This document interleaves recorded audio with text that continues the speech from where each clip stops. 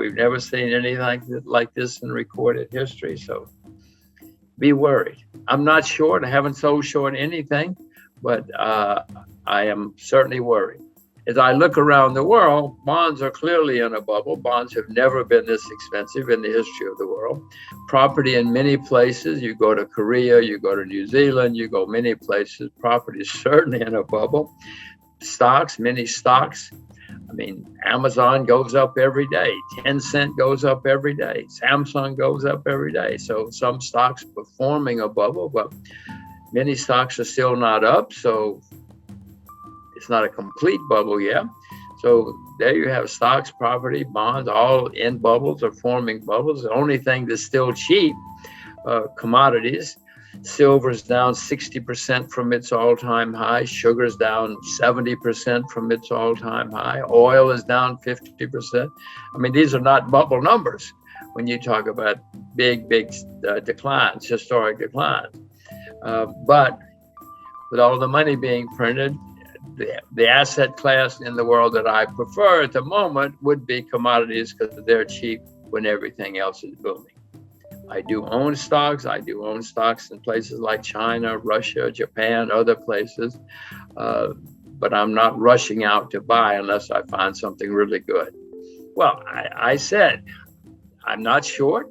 I know it's going to end badly. If something comes along that's good, I'll buy it. But Adam, I know this is going to end very, very, very badly. To repeat, the better it gets, the worse it's going to get when it comes to an end. I would suspect that when it ends, we're going to have the worst bear market in my lifetime. In 2008, we had a big bear market problem because of too much debt. Adam, since 2008, the debt everywhere skyrocketed, unbelievable. Even China has debt now. China didn't have debt 20 years ago, 15 years ago. But even China has a lot of debt now. Who's going to save us? The Chinese saved us in 2009 because they had a lot of money saved for a rainy day and they started spending it. They don't have a lot of money to spend now. Who's going to save us? North Korea? North Korea doesn't have much debt. That's why I say. But I don't think they have enough to save us because I don't think they have money saved for a rainy day like the Chinese do. Do you have greater confidence one way or the other if this is going to end in a debt crisis or runaway money printing or maybe both? How do you see it? Well, first of all, I have no confidence in them. You said they. The other people you were talking about have confidence that they are going to save us. I have no confidence in they, whoever they are. I will say, Adam, it's a good time to be old in America because I don't have to pay for all of this when it comes to an end. My children, oh my gosh, the problems my children are going to run into in their lifetimes because of what these clowns are doing now. So I say it's good to be old. But you're right. It's going to end someday, and it's going to end badly when it ends. You said either currency collapse or economic collapse. You can have both. You can have one, and then it leads to another. In the 30s, we had both, for instance, around the world, and then we had war, a shooting war, and that's the really bad news is. Often in history, when you have really, really bad times, especially worldwide, it winds up in shooting wars. It certainly did after the 30s. So it's not good news. I don't see good news. I repeat that in 2008 and 9, we had horrible problems with too much debt. Since then, the debt has gone through the roof by unbelievable amounts. And I know that's going to end badly. If we know what's going on, we'll get worried. And if we get worried, we'll probably get prepared, and then we might survive. Some people came out of the 30s very rich. Most didn't. Most lost huge amounts of money. But in 2007, Iceland went bankrupt. Nobody cared. And a few months later, Ireland went bankrupt. Some noticed. A few months later, Bear Stearns went bankrupt. Now we're starting to notice. And then BlackRock went bankrupt in the big bank in England. And then eventually, Lehman Brothers went, but well, then it's on the evening news. Then everybody knows. So my point is these things snowball and they start where we're not looking, and it may have already started for all I know. I've seen some small places having problems.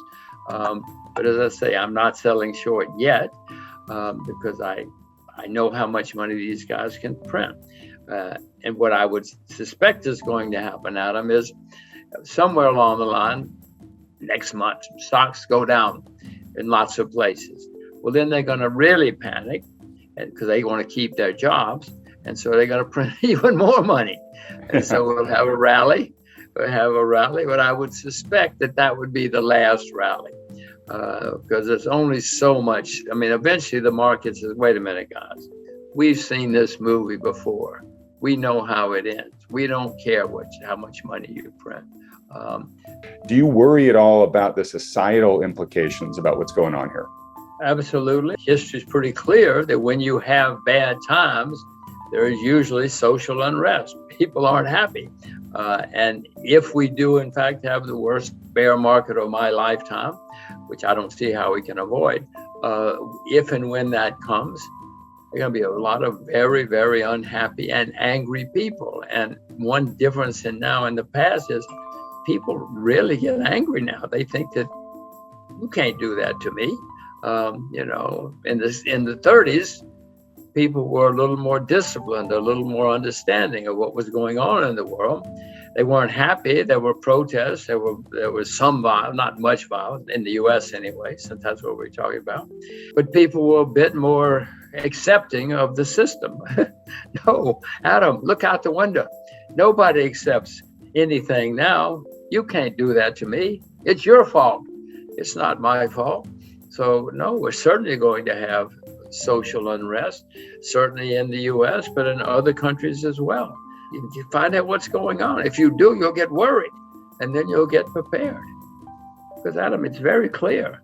This history shows that when things go really wrong, what history shows, first of all, politicians blame foreigners. They always blame the foreigners because that's easy to do. But then it also leads to unhappy people and social unrest. I mean, I guess the main lesson of history, Adam, is people don't learn the lessons of history. I mean, I could sit here and tell you all day. We had a president recently who either didn't know history or thought he was smarter than history, and it didn't matter. Well, I know history smarter than I am, and I know it matters. And I know it always goes that way, that people get very unhappy and they look for scapegoats, and then it's not good. They've already gotten into trillions, which you and I never could have conceived of. Most people could not have conceived of, but they don't want to stop. So I'm wondering what's after trillions? We're going to learn new languages, new vocabulary here in the next year or two if they keep going the way they're going. Nearly every government, every central bank in the world has been printing huge amounts of money and borrowing and spending huge amounts of money. It's never happened like this in the history of the world. Never in recorded history have we seen so much excess. I'll call it excess. They think it's normal. They think it's fine.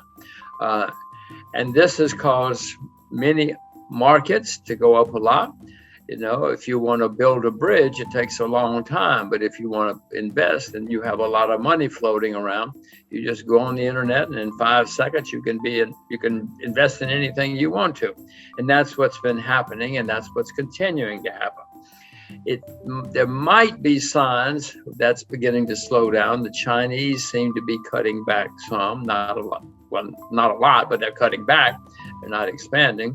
Other countries say they're cutting back, and the U.S. says, "Oh, maybe we should cut back someday."